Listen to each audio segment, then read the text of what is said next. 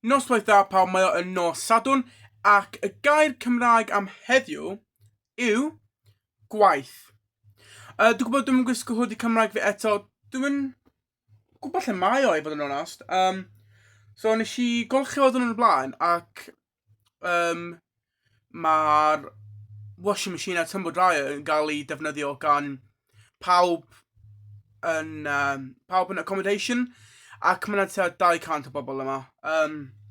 So dwi'n mynd lawr nofio ni trio chwilio amdano, ella dwi wedi gadlo lawr fan ola.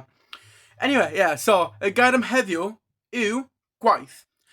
Good evening everyone, it is Saturday, and I know I'm not wearing my hoodie again. I think I might have left it in the washroom downstairs.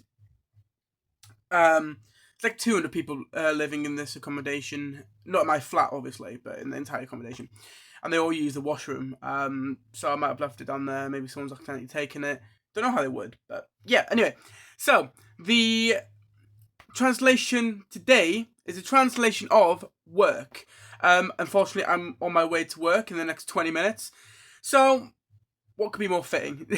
So, work in Welsh is gwaith.